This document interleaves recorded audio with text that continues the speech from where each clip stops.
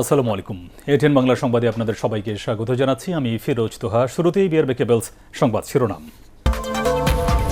বাংলাদেশে করোনার ভ্যাকসিন কবে আসবে তা জানাতে পারেনি সেরাম ইনস্টিটিউট। বেক্সিমকোর সাথে যোগাযোগের পরামর্শ।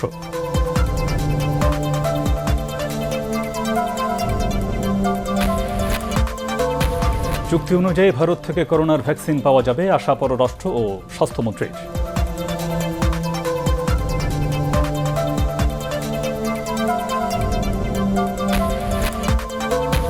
নানা কর্মসূচির মধ্য দিয়ে পালিত হচ্ছে ছাত্রলীগের ৭৩তম প্রতিষ্ঠা বার্ষিকী। বঙ্গবন্ধুর প্রতিকৃতিতে শ্রদ্ধা নিবেদন।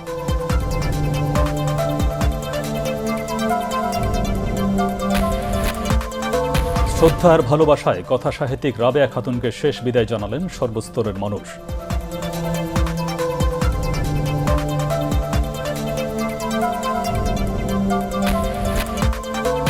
এবং ওয়েস্ট ইন্ডিজের বিপক্ষে সিরিজকে সামনে রেখে কিছুক্ষণের মধ্যে বাংলাদেশের প্রাথমিক ওয়ানডে দল ঘোষণা।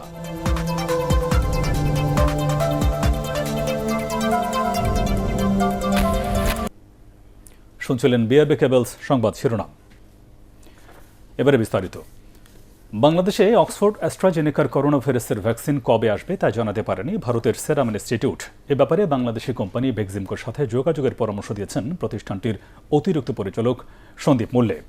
সকালে ভারত থেকে টেলিফোনে এটিএন বাংলাকে সেরাম ইনস্টিটিউটের পক্ষ থেকে এসব কথা জানানো হয়।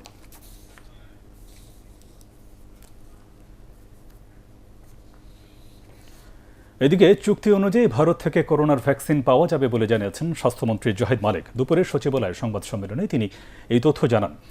এ বিষয়ে ভারতের পক্ষ থেকে বাংলাদেশকে আশ্বস্ত করা হয়েছে বলেও জানান মন্ত্রী।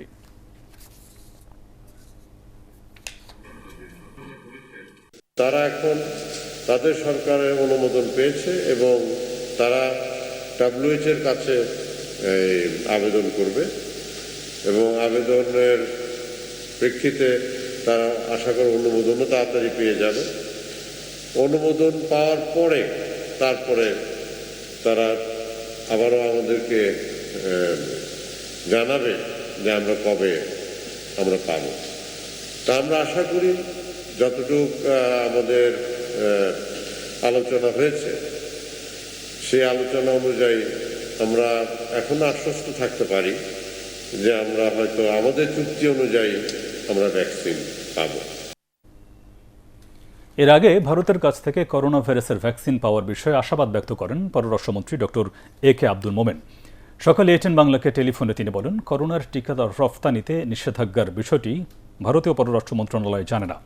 রোববার সেরাম ইনস্টিটিউটকে ভ্যাকসিন রফতানির বিষয়ে অনুমোদন না দেওয়ার সিদ্ধান্ত নেয় ভারত সরকার। সকালবেলা আপনাদের মাধ্যমে শুনলাম, শোনার পরে আমরা ভারতীয় সরকারের পররাষ্ট্র মন্ত্রণালয়কে অ্যাপ্রোচ করেছি। ভারতীয় পররাষ্ট্র মন্ত্রণালয় এই ব্যাপারে কিছুই জানে না। বাংলাদেশ এবং ভারতের যে এখন সম্পর্ক, যে মধুর সম্পর্ক, আমার ধারণা যদি কোম্পানিকে তাদের বলা হয়েছে যে তারা এক্সপোর্ট করতে পারবে না, কিন্তু গিভেন আওয়ার রিলেশনশিপ আমার ধারণা যে ভারত আমাদের ব্যাপারে বিশেষ ছাড় দেবে। ৭৩তম প্রতিষ্ঠা বার্ষিকী উপলক্ষে রাজধানীর ধানমন্ডির ৩২ নম্বরে বঙ্গবন্ধুর প্রতিকৃতিতে শ্রদ্ধা নিবেদন করেছে ছাত্রলীগ। দলের সভাপতি আল নাহিয়ান খান জয় ও সাধারণ সম্পাদক লেখক ভট্টাচার্য এতে অন্যান্যের মধ্যে অংশ নেন। পরে ঢাকা বিশ্ববিদ্যালয়ের ঐতিহাসিক কার্জন হলে প্রতিষ্ঠা বার্ষিকীর কেক কাটা হয়। করোনা ভাইরাসের কারণে এবার র্যালি সহ বেশ কিছু কর্মসূচি বাতিল করেছে ছাত্রলীগ। ১৯৪৮ সালের এই দিনে প্রতিষ্ঠাকালীন সময় এর নাম ছিল পূর্ব পাকিস্তান মুসলিম ছাত্রলীগ। পাকিস্তান আমলেই মুসলিম শব্দটি ছেঁটে ফেলা হয়। স্বাধীনতার পর নাম হয় বাংলাদেশ ছাত্রলীগ। সংগঠনটির ৭৩তম প্রতিষ্ঠা বার্ষিকী উপলক্ষে বিকেলে কৃষিবিদ ইনস্টিটিউশনে আলোচনা সভায় গণভবন থেকে ভিডিও কনফারেন্সের মাধ্যমে যুক্ত হবেন প্রধানমন্ত্রী শেখ হাসিনা। ক্ষমতা হারানোর ভয়ে মন্ত্রীসহ সরকার দলীয় নেতারা ভীত হয়ে পড়েছেন বলে মন্তব্য করেছেন বিএনপির সিনিয়র যুগ্ম মহাসচিব রুহুল কবির রিজভী। নয়াপল্টনে কেন্দ্রীয় কার্যালয়ের সংবাদ সম্মেলনে তিনি একথা বলেন। আইনশৃঙ্খলা বাহিনী আর প্রশাসনের উপর ভর করে আওয়ামী লীগ ক্ষমতায় টিকে আছে বলেও দাবি করেন বিএনপির এই নেতা। আগামীকাল ১০ম জাতীয় সংসদ নির্বাচনের দিন উপলক্ষে সারা দেশে দলীয় কার্যালয়ে কালো পতাকা উত্তোলন ও কালো ব্যাজ ধারণের কর্মসূচি পালনের কথাও জানানো হয় ওই সংবাদ সম্মেলনে। র্যাব পুলিশের পাহারায় টিকে থাকা ওবায়দুল কাদের সাহেবরা বুঝতেই পারছেন না যে তারা এখন গণদুশমনে পরিণত হয়েছে। তাই অযথা বিএনপির বিরুদ্ধে বালখিল্য সুলভ মন্তব্য করা ছাড়া তাদের হাতে আর কোনো কাজ নেই।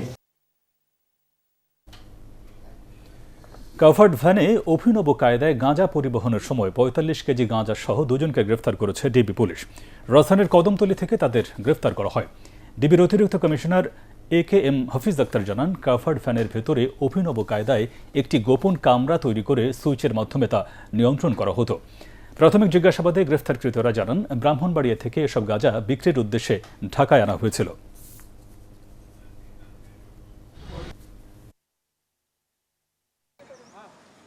গভর্নমেন্টে এইভাবে হাইড্রোলিক সিস্টেম, ইলেকট্রিক সুইচের মাধ্যমে চেম্বার বানানো, খোলা, মালিক জানবে না, এটা তো বিশ্বাস না করার কোনো কারণ নাই।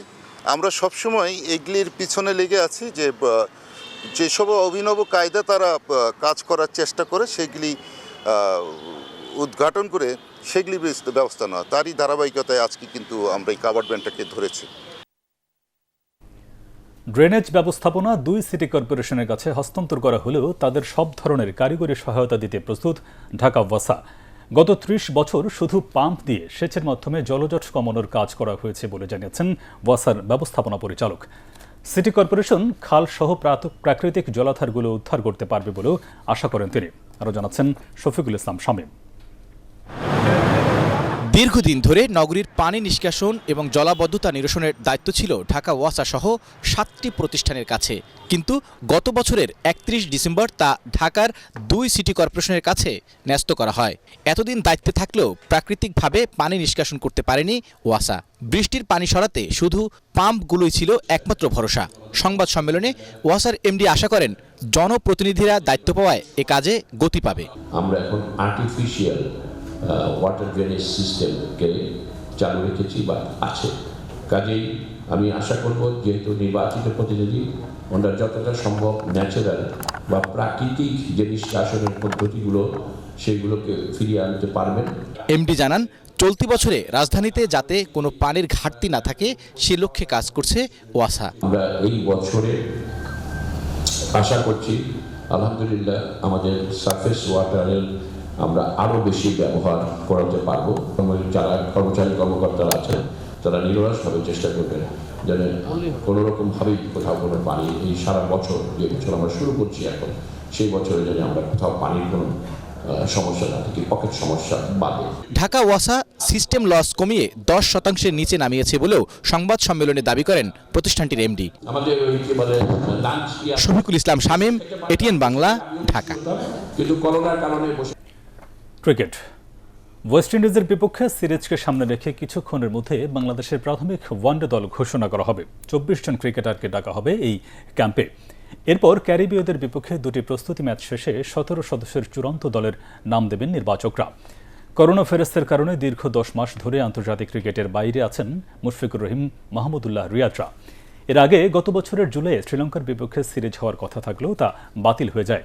তাই এই সিরিজ দিয়ে আন্তর্জাতিক ক্রিকেটে ফিরছেন টাইগাররা। একই সাথে তা হবে 1 বছরের নিষেধাজ্ঞার শেষে বিশ্বসেরা অলরাউন্ডার সাকিব আল হাসানের প্রত্যাবর্তনও। প্রাথমিক স্কোয়াডে সাবেক অধিনায়ক মাশরাফি বিন মুর্তজার নাম থাকছে কিনা তা নিয়েও দৃষ্টি থাকবে ক্রিকেট ভক্তদের। আগামী 20 জানুয়ারি প্রথম ওয়ানডেতে ওয়েস্ট ইন্ডিজের মুখোমুখি হবে বাংলাদেশ।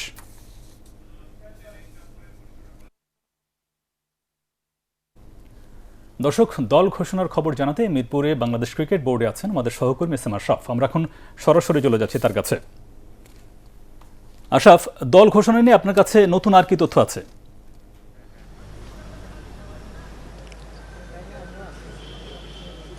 যেহেতু আমাদের কাছে ইতিমধ্যে জানানো হয়েছে যে ঠিক 2:30 মিনিটে বাংলাদেশ ক্রিকেট দলের যে প্রাথমিক তালিকাটা প্রকাশ করা হবে, সেখানে আসলে 24 জন ক্রিকেটার নাম রাখা হবে। ইতিমধ্যে আপনারা সেটা জেনে গেছেন। তবে সবচেয়ে যে আকর্ষণ কিংবা দর্শকরা যার জন্য বসে আছে, দুটি কারণে এই ওয়েস্ট ইন্ডিজ সিরিজের দিকে আকর্ষণ থাকবে। একটা হলো মাশরাফি বিন মুর্তজার নামটি এই স্কোয়াডে রাখা হচ্ছে কিনা, দ্বিতীয়ত এই সিরিজে সাকিব আল হাসান ফিরছেন সুতরাং এই দুটি বিষয়ে যারা ক্রিকেট ভক্ত তাদের আকর্ষণ হবে। তবে মাশরাফির বিষয়টা এখনও আমরা নিশ্চিত হতে পারিনি। এই জিনিসটি নিয়ে নির্বাচকদের মধ্যেই কিছুটা মতানৈক্য রয়েছে, কারণ কেউ কেউ চাচ্ছেন হয়তোবা যে মাশরাফিকে আরেকটা সুযোগ দেওয়া হোক, আর কেউ বলছেন ভবিষ্যতের কথা চিন্তা করে মাশরাফিকে এখন থেকে আসলে চিন্তা ভাবনা করা উচিত এই আন্তর্জাতিক ক্রিকেটকে বিদায় জানানো। তো এই নিয়ে একটি মতানৈক্য রয়েছে। এছাড়াও এই ওয়েস্ট ইন্ডিজের বিপক্ষে যেহেতু 20 তারিখে প্রথম ওয়ানডেটি যাচ্ছে, তার আগে কমপক্ষে 2 সপ্তাহর একটা সময় দেওয়া হবে এবং প্রাথমিক একটা ক্যাম্প করা হবে। সেই ক্যাম্পের জন্য তাই 24 জন ক্রিকেটারকে ডাকা হচ্ছে এই কারণে যে নিজেদের মধ্যে কিছু প্রস্তুতি ম্যাচও তারা খেলবে এবং এখান থেকেই আসলে সেরা ক্রিকেটারদের বাছাই করা হবে। যদিও বলা হচ্ছে যে ওয়েস্ট ইন্ডিজ একটি তারা তাদের দ্বিতীয় সারির দল নিয়ে আসা হচ্ছে, কিন্তু আন্তর্জাতিক ক্রিকেটে আসলে দ্বিতীয় সারির দল বলে কিছু নেই, কারণ সেরা ক্রিকেটারদেরকে কিন্তু তাদের দেশের জার্সি পরে পাঠানো হয়। সেই ক্ষেত্রে ওয়েস্ট ইন্ডিজ যারা আসছে তাদেরকেও বলা হচ্ছে তারাও বাংলাদেশ ক্রিকেট টিমে চ্যালেঞ্জ জানাতে পারে। তাই বাংলাদেশের নির্বাচকরা তাদের সেরা দলটিকেই বাছাই করবে এবং সেক্ষেত্রে প্রেসিডেন্ট কাপ এবং বঙ্গবন্ধু টি-20 যে কয়দিন আগে শেষ হয়েছে সেখান থেকে যাদের পারফরমেন্স ভালো ছিল সেখানে কিছু পেসার এবং ব্যাটসম্যানদেরকে এই 24 জনের প্রাথমিক স্কোয়াডে কিন্তু রাখা হতে পারে বলে আমরা যতটুকু জানতে পেরেছি। তো গণমাধ্যম কর্মীরা এখানে যারা বসেছেন তারা আর কিছুক্ষণের মধ্যেই প্রধান নির্বাচক নান্নু আবেদিন আপনাকে ধন্যবাদ। দর্শক, এবারে জানাচ্ছি শেয়ার বাজারের খবর।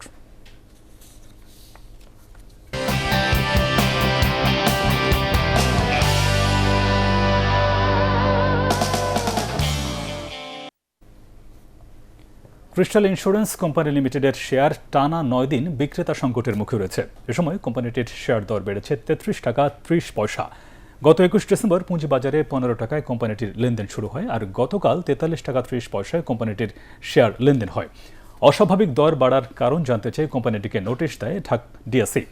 তবে দর বাড়ার পেছনে কোনো মূল্য সংবেদনশীল তথ্য নেই বলে জানিয়েছে কোম্পানিটি। আজ ডিএসইতে 47 টাকা 60 পয়সা পর্যন্ত শেয়ারটির দর ওঠে। এবারে আল আরাফা ইসলামী ব্যাংক অর্থ সংবাদ।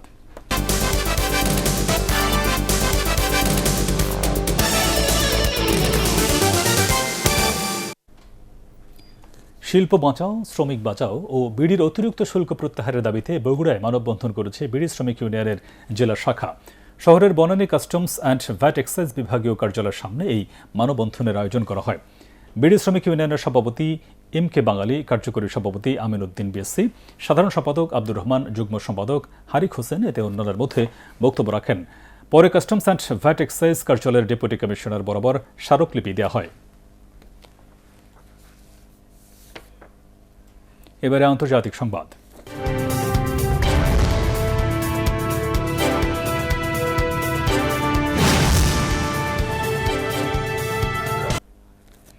যুক্তরাষ্ট্রের জর্জিয়ায় প্রেসিডেন্ট নির্বাচনের ফলাফল বদলে দিতে রাজ্যের প্রধান নির্বাচন কর্মকর্তাকে চাপ দিয়েছিলেন ডোনাল্ড ট্রাম্প।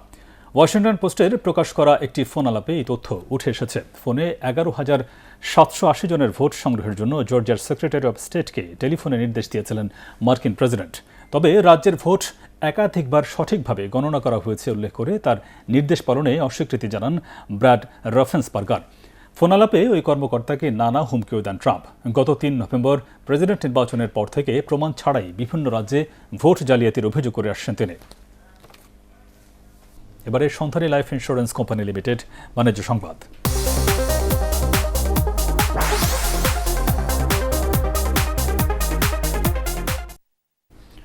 উৎপাদন খরচ না ওঠায় দিন দিন গম আবাদ থেকে মুখ ফিরিয়ে নিয়েছেন ঠাকুরগাঁওয়ের কৃষকরা। এবছর 50,650 হেক্টর জমিতে গম চাষের লক্ষ্যমাত্রা ধরা হলেও আবাদ হয়েছে 47,000 হেক্টর জমিতে। কৃষকরা জানান, ভালো বীজের সংকট ও বৈরী আবহাওয়ায় ফলন ভালো না হওয়ায় গম চাষে আগ্রহ হারিয়েছেন তারা। গমের পরিবর্তে ভুট্টা, মরিচ ও আলু সহ উচ্চ ফলনশীল জাতের লাভজনক ফসলের দিকে ঝুঁকছেন কৃষকরা। তবে গমের ভালো জাত পেলে আবারও চাষিরা গম আবাদে ফিরবেন বলে আশা কৃষি বিভাগের। এবারে পার্টেক্স খেলার খবর।